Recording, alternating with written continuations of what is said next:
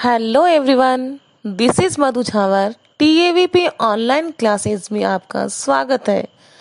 पिछली कक्षा में हमने अलंकार की परिभाषा तथा भेद पढ़े, साथ ही शब्दालंकार के भेदों को पढ़ा।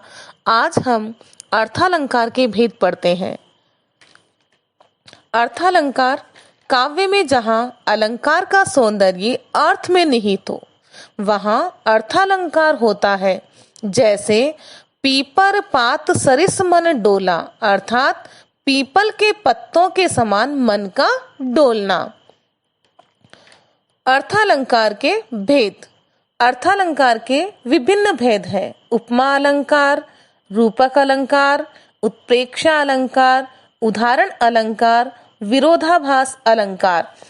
सबसे पहले हम उपमा अलंकार पढ़ते हैं।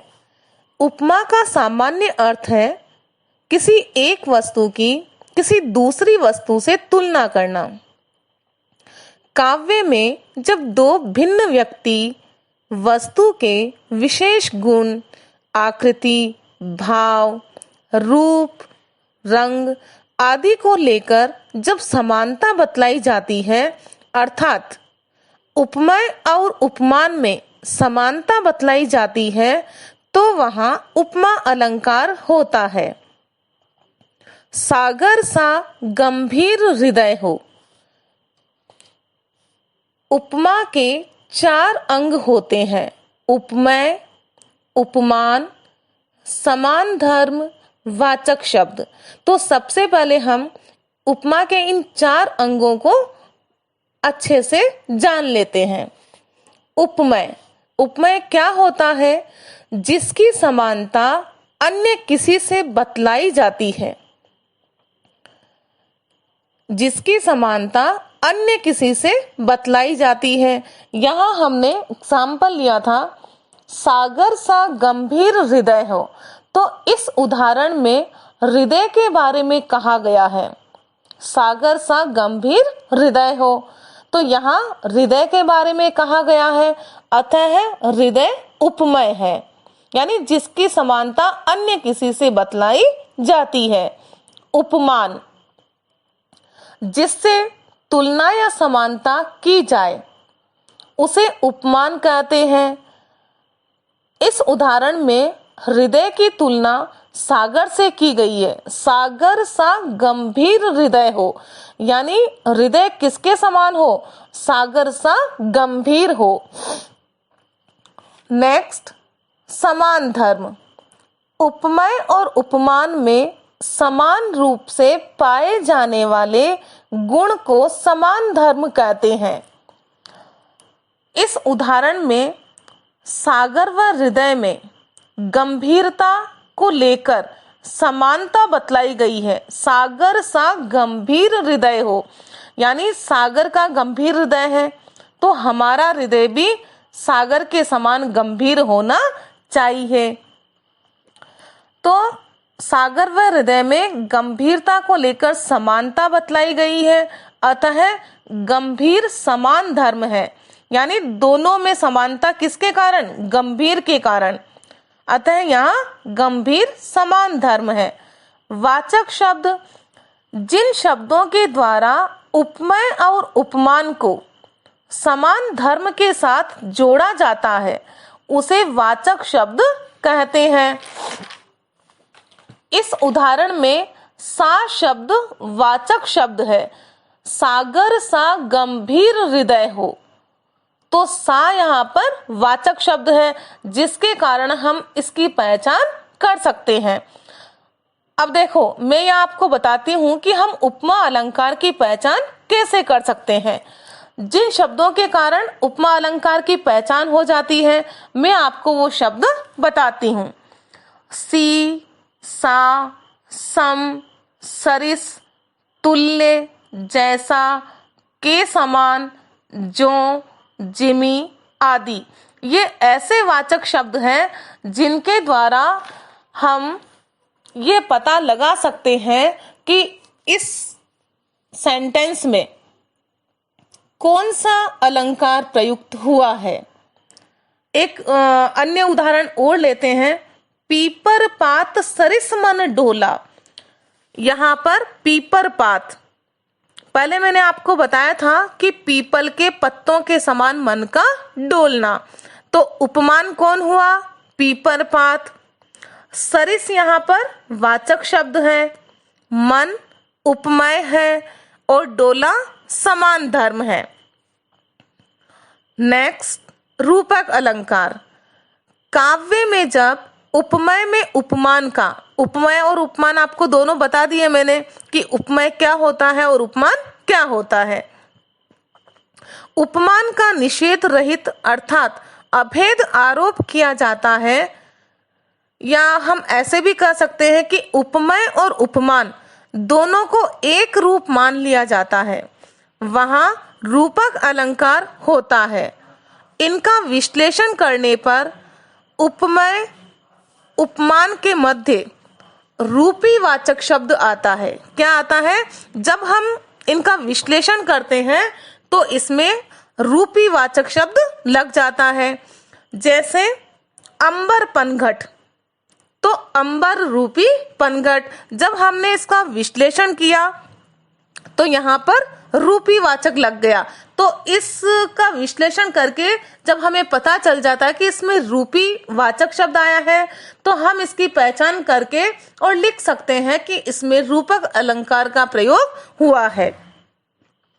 ऐसे ही दूसरा उदाहरण, चरण कमल, चरण रूपी कमल, यहाँ पर अभेद रूप से आरोप लगा दिया गया है।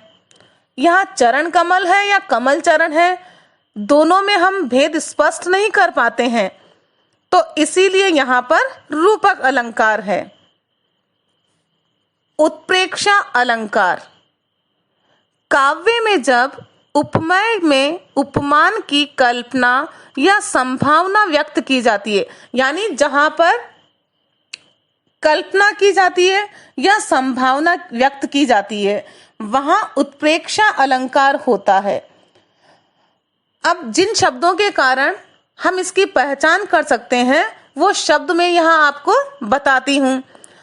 जनु, जानो, जनहु, मनु, मानो, मनहु, मनो, यथा आदि, ये ऐसे वाचक शब्द हैं जिनके कारण हम उसमें पता लगा सकते हैं कि यहाँ कौन सा अलंकार है। जैसे हम एक उदाहरण लेते हैं, सोहत ओढ़े पीत पट, श्याम सलोने गात, मनहु नीलमणि सेल पर, आतप पर्यो प्रभात।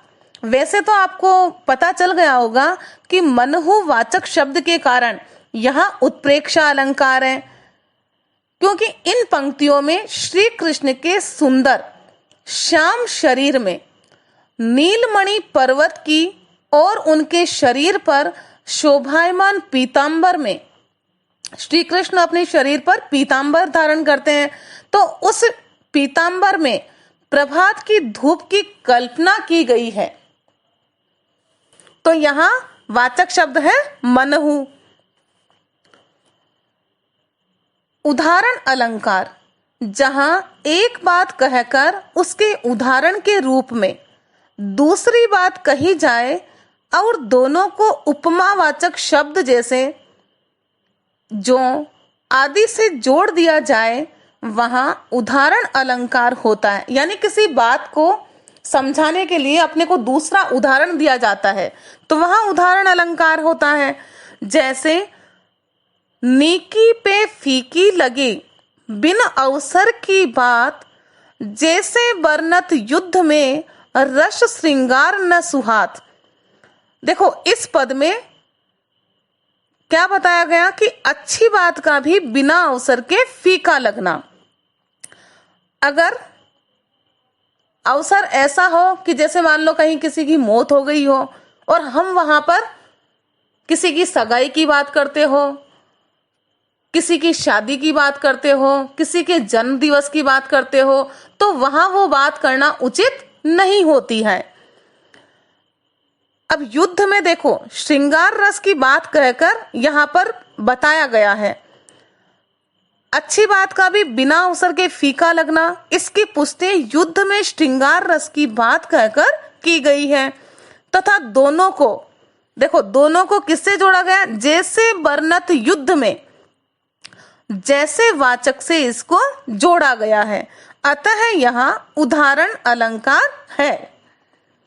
विरोधाभास अलंकार, जहां पर विरोध ना होते हुए भी विरोध की प्रतीति होती है या उसका आभास होता है, अर्थात कवि शब्दार्थ की योजना इस प्रकार करता है कि सुनते ही पदार्थों में विरोध प्रतीत होता है, यानी आभास ऐसा होता है कि वहां पर विरोध हो रहा है, परंतु जैसे ही हम उसका अर्थ स्पष्ट करते हैं तो विरोध शांत हो जाता है, वहां विरोधाभास अलंकार होता है। जैसे मीठी लगे अखियान लुनाई।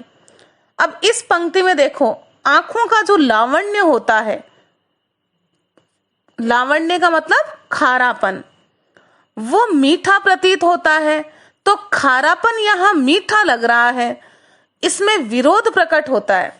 परंतु लुनाई का तात्पर्य सुंदरता के रूप में अगर लेते हैं तो वहां जैसे ही वो सुंदरता के रूप में प्रकट होता है, वहां विरोध समाप्त हो जाता है। अर्थात यहाँ पर विरोधाभास अलंकार का प्रयोग हुआ है। इसी के साथ आज हमारा टॉपिक समाप्त हुआ, अलंकार। Thank you.